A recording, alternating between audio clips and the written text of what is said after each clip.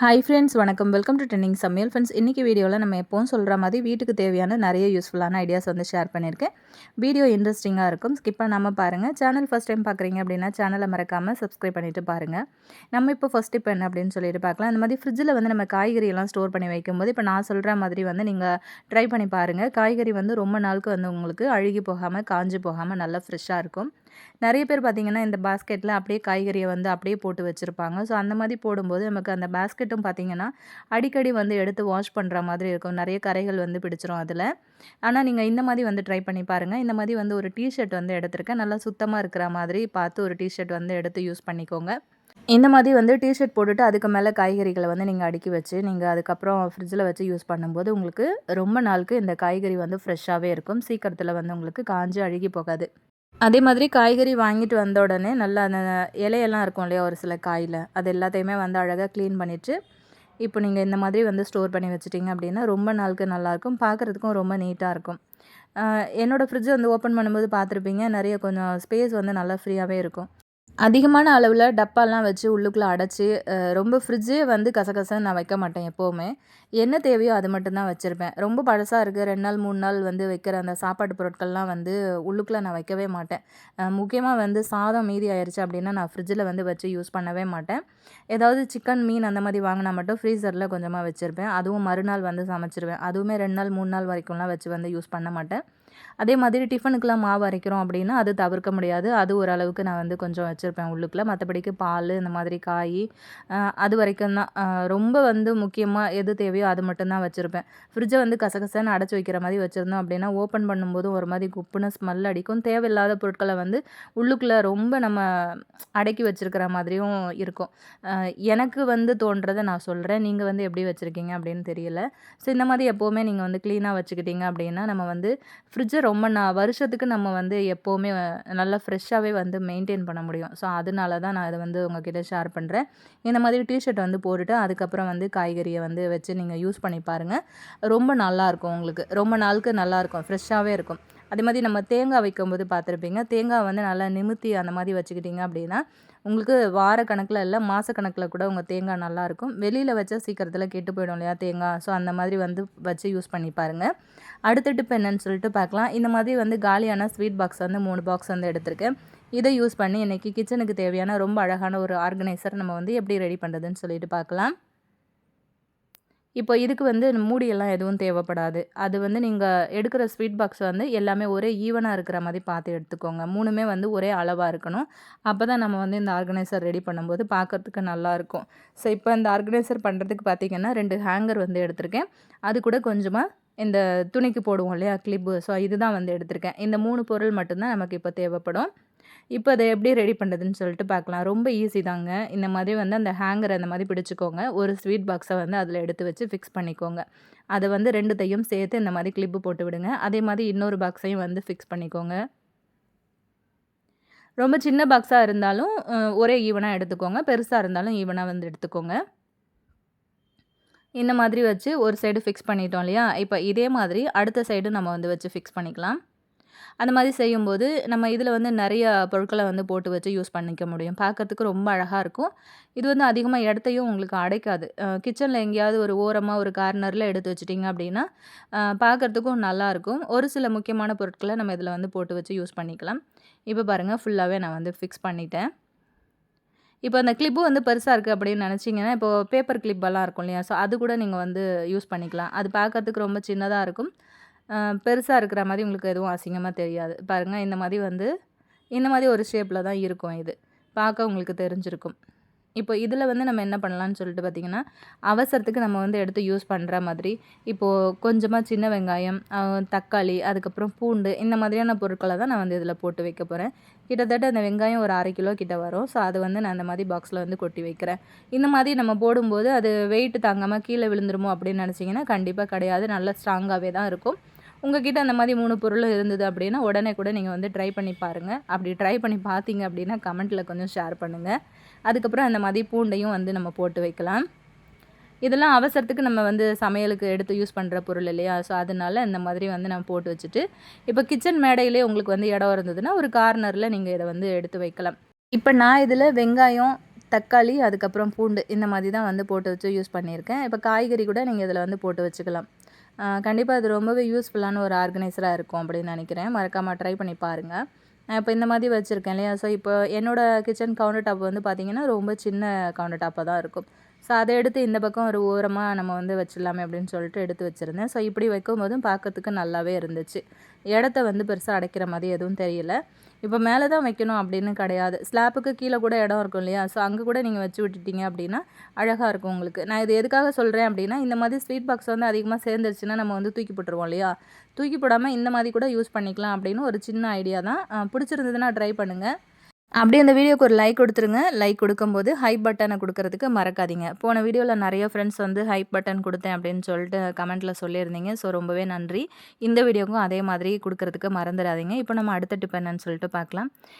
நம்ம எப்போவுமே அப்பளம் பொரிக்கிறோம் அப்படின்னா, அந்த அப்பளம் பொரிச்சதுக்கப்புறம் அந்த எண்ணெயை பார்த்தீங்க அப்படின்னா, அது ஒரு மாதிரி டிஃப்ரெண்ட்டாக ப்ரௌன் கலரில் இருக்கும். பளிச்சுன்னு நமக்கு க்ளீனாகவே இருக்காது. ஸோ அதுக்கு என்ன காரணம் அப்படின்னு பார்த்தீங்கன்னா, இந்த மாதிரி அப்பளத்துக்கு மேலே வந்து மாவு தூவுறாங்க இல்லையா? ஸோ அந்த மாவு தான்.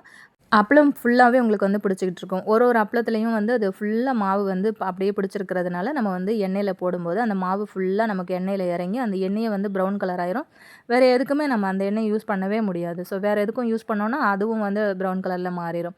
ஸோ அதனால நம்ம என்ன பண்ணலான்னு பார்த்தீங்கன்னா, இந்த அப்பளத்தை நீங்கள் பொரிக்கிறதுக்கு முன்னாடி ஒரு சின்ன டிஷ்யூ கிளாத் வந்து வச்சுக்கோங்க.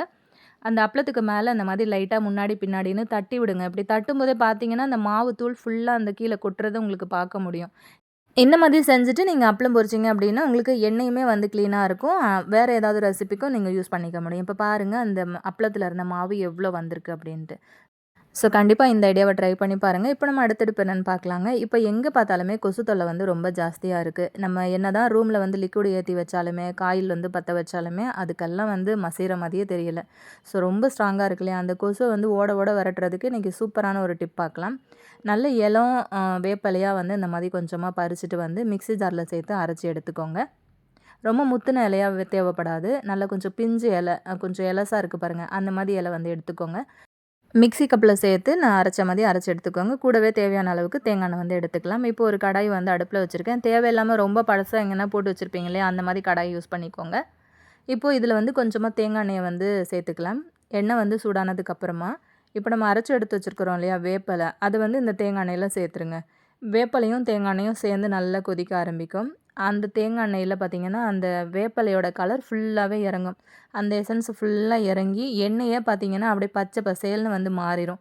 கொஞ்ச நேரத்துக்கெல்லாம் வந்து உங்களுக்கு இது ரெடி ஆயிரும்.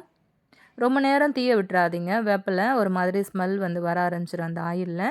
கலர் வந்து பாருங்கள், தேங்காய் எண்ணெயோட கலர் வந்து இப்போ எப்படி வந்து மாறிடுச்சு அப்படின்ட்டு. ஸோ ஸ்டவ்வை வந்து ஆஃப் பண்ணிவிட்டு அப்படியே அதை வந்து நம்ம ஃபில்டர் பண்ணிக்கலாம். இப்போ இதை வந்து நம்ம என்ன பண்ணலான்னு பார்த்தீங்கன்னா, இந்த மாதிரி ஜாம் பாட்டில் அப்படிங்கிறது கண்டிப்பாக எல்லார் வீடுகளையுமே வந்து வச்சுருப்போம் இல்லையா? அது வந்து ஒரு பாட்டில் வந்து எடுத்திருக்கேன். நல்லா க்ளீன் பண்ணி நல்லா ட்ரை பண்ணி எடுத்துக்கோங்க அந்த பாட்டிலை. அந்த மூடியில் ஆணியை வந்து வச்சு அடித்து ஒரு சின்ன ஓட்டை போட்டுக்கோங்க. அதில் வந்து திரி வந்து விடுற மாதிரி சின்னதாக ஒரு ஓட்டை போட்டுக்கோங்க. அவ்வளோதான். இப்போ சூப்பராக ரெடி ஆகிடுச்சு இல்லையா? இப்போ இதில் வந்து பார்த்திங்கன்னா அந்த தேங்காய் எண்ணெய் ரெடி பண்ணி வச்சுருந்தோம் இல்லையா? அதை அப்படியே ஃபில்டர் பண்ணிக்கலாம். ஃபில்டர் பண்ணோன்னே பார்த்தீங்கன்னா, நல்ல பச்சை பசேல்னு உங்களுக்கு வந்து கலர் சேஞ்ச் ஆகிட்டு இருக்கும் இந்த மாதிரி. ஸோ இதை வந்து நல்ல ஒரு ஸ்பூனை வச்சு நல்லா அமர்த்தி விட்டிங்கன்னா இருக்கிற மிச்சம் மீதி எண்ணெய் கூட சூப்பராக உங்களுக்கு வந்துடும். இப்போ பாருங்கள் எவ்வளோ சூப்பராக இருக்குது இந்த கலர் பார்க்கவே. இப்போ இந்த எண்ணெயை அப்படியே எடுத்துகிட்டு போயிட்டு இந்த பாட்டிலில் வந்து ஊற்றிக்கலாம். உங்களுக்கு தேவைப்பட்டுச்சு அப்படின்னா இது நல்லா ஒர்க் அவுட் ஆகுங்க. உங்களுக்கு நல்லா ஒர்க் அவுட் ஆகுது அப்படின்ட்டு ரிசல்ட் பார்த்துட்டிங்கன்னா கொஞ்சம் அதிகமான குவான்டிட்டியில் செஞ்சு வச்சுக்கிட்டிங்கன்னா ரெகுலராக இதை வந்து யூஸ் பண்ணிக்கலாம். இப்போ வந்து ஒரு திரியை வந்து போட்டுக்கலாம். திரி வந்து ஃபுல்லாகவே நனைச்சி விட்டுக்கோங்க. உள்ளே நம்ம விட்டுருக்கோம் இல்லையா? அந்த திரியையும் வந்து ஃபுல்லாக நனைச்சிக்கோங்க. மேல் பக்கத்தில் இருக்கிற திரியையும் நல்லா அந்த எண்ணெயில் தொட்டு நனைச்சி விட்டுட்டு இப்படி வந்து பற்ற வச்சுக்கோங்க. இந்த மாதிரி விளக்க ஏற்றி வச்சுட்டு உங்களுக்கு வந்து எங்கெல்லாம் கொசு இருக்கோ, எந்தெந்த ரூம்லலாம் கொசு இருக்கோ கொஞ்சம் கொஞ்சம் நேரத்துக்கு இந்த விளக்க எடுத்துகிட்டு போயிட்டு அப்படியே எரிய வைங்க. அந்த எந்த மூலை முடுக்கில் வந்து கொசு ஒளிஞ்சிட்டு இருந்தாலும் அந்த இடத்துல நிற்கவே நிற்காதுங்க. அந்த வேப்பெண்ணெய் கசப்பு வந்து பார்த்திங்கன்னா அப்படியே அந்த காற்றுல பரவ ஆரம்பிக்கும். அந்த மாதிரி பரவும்போது கொசு வந்து பார்த்திங்கன்னா ஒன்று அந்த இடத்துலையே நிற்காது, இல்லைன்னா செத்தே போயிடும். கண்டிப்பாக ட்ரை பண்ணி பாருங்கள். இப்போ அந்த மாதிரி ஜாம் பாட்டில் இல்லைன்னா நம்ம என்ன செய்யலாம் அப்படின்னு நினைப்பீங்க. ஸோ இந்த மாதிரி அகல் விளக்கு வந்து யூஸ் பண்ணிக்கோங்க. அகல் விளக்கில் கொஞ்சமாக அந்த ஆயிலை சேர்த்துக்கிட்டு இந்த மாதிரி மாதிரி ஒரு திரியை போட்டுட்டு இதையும் வந்து பற்ற வச்சுட்டு எங்கெல்லாம் கொசு இருக்கோ எல்லா இடத்துலையுமே வந்து காமிச்சிட்டு கொஞ்சம் கொஞ்சம் நேரம் ஒரு 5 நிமிஷத்துக்கு கொசு இருக்கிற ரூமில் வந்து வச்சு விட்டுட்டிங்க அப்படின்னா உங்களுக்கு நல்லாவே கொசு எல்லாமே வந்து போயிடும். நல்லா அந்த காற்றுல அந்த கசப்பு தன்மை வந்து பரவும்போது கொசு அந்த இடத்துல நிற்கவே நிற்காது. இது வந்து இயற்கையான முறையில் நம்ம ரெடி பண்ண ஒரு கொசு விரட்டி அப்படின்னே சொல்லலாம். இப்போ இருக்கிற சூழ்நிலையில் நீங்கள் வந்து லிக்விடு காயில் அதெல்லாம் வந்து ஏற்றுறதுக்கு பதிலாக இதை வந்து யூஸ் பண்ணுங்கள். இதில் எந்த ஒரு சைடு எஃபெக்ட்டும் இல்லை. ட்ரை பண்ணி பாருங்கள். கட்டுக்கட்டாக புதினா வச்சுருக்கீங்க அப்படின்னா அதை வந்து எப்படி ஈஸியாக நம்ம வந்து கிள்ளலாம் அப்படின்னு சொல்லிட்டு பார்க்கலாம். இப்போ ஒரு ஒரு இலையாக நம்ம வந்து எடுத்து கிள்ளணும் அப்படின்னா நமக்கு ரொம்ப டைம் எடுக்கும். சில வேளையில் நமக்கு நாட்டு புதினாலாம் கிடச்சிது அப்படின்னா சின்ன சின்ன இலையாக இருக்கும். அதை நம்ம வந்து ஃபுல்லாக க்ளீன் பண்ணி எடுக்கிறதுக்குள்ளே போதும் போதுன்னு ஆகிடும். அதே மாதிரி நம்ம புதினா வந்து கிள்ளும்போது அந்த நகமே பார்த்தீங்க அப்படின்னா ஒரு மாதிரி கருப்பு கலரில் மாறிடும். அந்த அடையாளமே பார்த்தீங்கன்னா ஒரு 2 நாள் 3 நாளைக்கு அப்படியே அந்த விரலில் இருக்கும். ஸோ அதெல்லாம் வந்து அவாய்ட் பண்ணுறதுக்காக நம்ம இன்றைக்கி என்ன பண்ணலான்னு சொல்லிட்டு பார்க்கலாங்க. அந்த ஸ்டீமர் நம்ம வந்து வச்சுருப்போம் இல்லையா வீட்டில், ஸ்டீமர் இல்லைன்னா ஜல்லிக்கரண்டி இருந்தது அப்படின்னா அதுவும் வந்து யூஸ் பண்ணிக்கலாம் நீங்கள். இந்த மாதிரி வந்து ஸ்டீமர் தான் நான் எடுத்திருக்கேன். ஸோ இதில் இந்த சின்ன சின்ன ஓட்டைகள் இருக்கும் இல்லையா, அது வழியாக உள்பக்கமாக விட்டு வெளிப்பக்கமாக அந்த தண்டை வந்து இழுத்துட்டோம் அப்படின்னா ரொம்பவே ஈஸியாக உங்களுக்கு வந்து புதினா இலைகள் மொத்தம் உள்ளுக்குள்ளேயே நின்றுடும். வெறும் தண்டு வரைக்கும் தான் உங்களுக்கு வந்து கீழே வரும். ஸோ இதை வந்து நீங்கள் வீட்டில் குழந்தைங்க கிட்ட சொல்லி கொடுத்துட்டீங்க அப்படின்னா அழகாக அவங்களே பண்ணி கொடுத்துருவாங்க உங்களுக்கு. பாருங்கள், நான் ஃபுல்லாக வந்து விட்டுட்டேன். இப்போ இந்த மாதிரி விட்டதுக்கு அப்புறமா நம்ம கீழே வந்து பிடிச்ச அந்த தண்டை இழுத்துட்டோம் அப்படின்னா வெறும் தண்டு வரைக்கும் தான் வரும். கீரை ஃபுல்லாகவே உங்களுக்கு வந்து உள்ளுக்குள்ளேயே நின்றுடும். ரொம்ப ஈஸியாக இருக்கும் உங்களுக்கு. இப்போ கட்டுக்கட்டாக புதினா வச்சுருக்கீங்க அப்படின்னா கண்டிப்பாக இந்த ஐடியா உங்களுக்கு ரொம்பவே யூஸ்ஃபுல்லாக இருக்கும் அப்படின்னு நினைக்கிறேன்.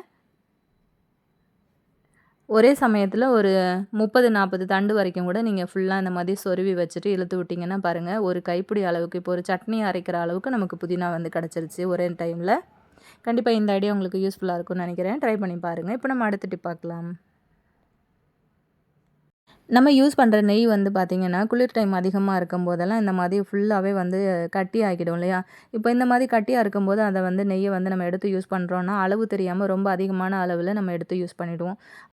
இப்படி கட்டியாக இருக்கும்போது ஒரு அரை கரண்டி நெய் வந்து நம்ம தோசைக்கு எடுத்து விட்டோம் அப்படின்னாலுமே அதுவே அதிகமாக தான் இருக்கும். ரொம்ப ஜாஸ்தி ஆகிடும். இந்த மாதிரி தேவையில்லாத செலவுகளை தவிர்க்கிறதுக்காக ரொம்ப ஈஸியான ஒரு டிப் பார்க்கலாம். நெய் வந்து இந்த மாதிரி கட்டி ஆயிடுச்சு அப்படின்னா அதை யூஸ் பண்ணுறதுக்கு முன்னாடி இப்படி ஸ்டவ் ஆன் பண்ணிவிட்டு ஒரு ஸ்பூனை வந்து லைட்டாக இப்படி வந்து சூடு பண்ணிக்கோங்க. ஒரு செகண்ட்ஸ் சூடு பண்ணினீங்க அப்படின்னா போதும். அப்படியே அதை எடுத்துகிட்டு போயிட்டு நெய் டப்பாவில் இந்த மாதிரி வந்து லைட்டாக விட்டிங்க அப்படின்னாலே டக்குன்னு உங்களுக்கு அந்த இடத்துல நெய் வந்து உருகி வந்துடும். அதுக்கப்புறம் நீங்கள் தேவையான அளவுக்கு நெய் வந்து எடுத்து யூஸ் பண்ணிக்கலாம். ரொம்ப அதிகமான அளவில் உங்களுக்கு நெய்யும் கரண்டியில் வந்து வராது. இது ரொம்ப சின்ன டிப்பாக இருந்தாலும் ரொம்பவே ஒரு சேவிங்கான டிப் அப்படின்னு நினைக்கிறேன். கண்டிப்பாக ட்ரை பண்ணி பாருங்கள். ரொம்ப யூஸ்ஃபுல்லான ஒரு டிப்பாக இருக்கும்னு நினைக்கிறேன். மறக்காமல் இந்த ஐடியாவும் பிடிச்சிருந்ததுன்னா லைக் பண்ணிக்கோங்க வீடியோக்கு. இப்போ நம்ம அடுத்த டிப் என்னன்னு சொல்லிட்டு பார்க்கலாம். இந்த மாதிரி ஸ்டீல் கண்டெய்னர்லாம் நீங்கள் யூஸ் பண்ணுறீங்க அப்படின்னா இது அதிகமான அளவில் நமக்கு எண்ணெய் பிசுக்கு கரைகள் வந்து சேர்ந்துட்டே இருக்கும். கிச்சனில் நம்ம ஸ்லாப்பில் வச்சுருப்போம் இல்லையா, சமைக்கும்போது பறக்கிற அந்த எண்ணெய் கரைகள் எல்லாமே வந்து பார்த்திங்கன்னா இதில் தான் வந்து படியும். இதை வந்து நமக்கு டக்குன்னு க்ளீன் பண்ணணும் அப்படின்னா அதை ஊற வச்சு தான் நம்ம க்ளீன் பண்ணணும் இல்லையா. ரொம்ப ஈஸியாக வந்து இப்படி ஒரு மெத்தடில் க்ளீன் பண்ணிக்கோங்க. ஈஸியாக இருக்கும் உங்களுக்கு க்ளீன் பண்ணுறதுக்கு. இதை சோப்பு போட்டு தான் கழுவணும் அப்படின்லாம் அவசியம் கிடையாது. இப்போ கொஞ்சமாக அரிசி மாவு வந்து எடுத்திருக்கேன். அரிசி மாவு வந்து எடுத்துட்டு அந்த மூடிக்கு மேலே ஃபுல்லாக நான் வந்து போட்டு ஸ்ப்ரெட் பண்ணிட்டேன். அதுக்கப்புறம் ஒரு டிஷ்யூ பேப்பர் வந்து வச்சுக்கிட்டு அப்படியே அப்படி மேலே தேய்ச்சிங்க அப்படின்னா பளபளன்னு உங்களுக்கு புதுசாக வாங்கின மாதிரியே ஜொலிக்க ஆரம்பிச்சிரும். இந்த மாதிரி மெத்தடில் நீங்கள் ரொம்ப ஈஸியாக வந்து இதை க்ளீன் பண்ணிடலாம். இப்போ உள்ளே இருக்கிற மளிகை சாமான் முடிஞ்சிருச்சு, நீங்கள் புதுசாக ரீஃபில் பண்ண போகிறீங்க அப்படின்னா அந்த டைமில் வேணும்னா நீங்கள் பாக்ஸை வந்து ஃபுல்லாக க்ளீன் பண்ணிவிட்டு அதுக்கப்புறம் நீங்கள் வந்து ஃபில் பண்ணி வைக்கலாம் டப்பாவை. ஆனால் இந்த மாதிரி எண்ணெய் பிசுக்கு ரொம்ப ஜாஸ்தியாக பிடிச்சிருது அப்படின்னா நீங்கள் உடனே அந்த பொருள் தீர்ந்து போகிறதுக்கு முன்னாடியே கூட இந்த மாதிரி கொஞ்சமாக அரிசி மாவு ஸ்ப்ரெட் பண்ணிவிட்டு ஒரு டிஷ்யூ கிளாத் வந்து வச்சுட்டு ஃபுல்லாக தொடச்சிட்டிங்க அப்படின்னா நல்லா தேய்ச்சி தொடச்சிங்கன்னா நல்லா பளிச்சுன்னு உங்களுக்கு பளபளன்னு க்ளீன் ஆகிடும். பார்க்கறதுக்கு நல்லா புதுசு போல் இருக்கும். நம்ம சேனலில் இப்போ ரீசெண்ட் டைமில் வீடியோ பார்க்குற நிறைய ஃப்ரெண்ட்ஸ்க்கு வந்து தெரியும். நம்ம சேனலில் கிவ் அவே வந்து சொல்லியிருக்கோம். இந்த மாதம் 23ஆம் தேதி வரைக்குமே கிவ் அவே வந்து போகும். ஸோ அதில் வந்து கலந்துக்கிறவங்க நம்ம வீடியோ வந்து நான் இப்போ கிவ் அவே வீடியோ வந்து ஆல்ரெடி போட்டிருந்தேன். ஸோ அந்த வீடியோ ஒரு 4, 5 வீடியோவுக்கு முன்னாடி நான் போட்டிருந்தேன். ஸோ அதில் வந்து கிவ் அவேக்கான ரூல் எல்லாமே நான் சொல்லியிருக்கேன். அந்த வீடியோலேயே நம்ம என்ன கிஃப்ட் கொடுக்க போகிறோம் அப்படிங்கிறதையும் நான் ஷேர் பண்ணியிருக்கேன். ஸோ உங்களுக்கு இன்ட்ரெஸ்ட் இருக்குது கலந்துக்கணும் அப்படின்னு நினைக்கிறீங்கன்னா அந்த வீடியோவை வந்து பாருங்கள். அது வந்து உங்களுக்கு தம்ப்நெயில்லையே கிவ் அவே அப்படின்னு சொல்லிட்டு போட்டிருப்பேன். ஸோ கஷ்டம் இல்லாமல் கண்டுபிடிச்சிக்கலாம். ஒரு 5, 6 வீடியோக்கு முன்னாடி இருக்கும். அது பாருங்கள். ரூல்ஸ் எல்லாமே பார்த்துட்டு அதுக்கப்புறம் போட்ட எல்லா வீடியோஸ்க்கும் உங்களோட டீட்டெயிலான கமெண்ட் வந்து கொடுங்க. செலக்ட் ஆகிற 5 பேருக்கு நம்ம சேனலில் அந்த பொருட்களை வந்து கொடுக்குற மாதிரி நம்ம சொல்லியிருக்கோம். ஸோ மறக்காமல் இந்த வீடியோவை லைக் பண்ணுங்கள். லைக் பண்ணும்போது ஹைப் பண்ணுறதுக்கு மறக்காதீங்க. ஃப்ரெண்ட்ஸ் கூட ஷேர் பண்ணிக்கோங்க. நெக்ஸ்ட் வீடியோவில் பார்க்கலாம் ஃப்ரெண்ட்ஸ். தேங்க்யூ.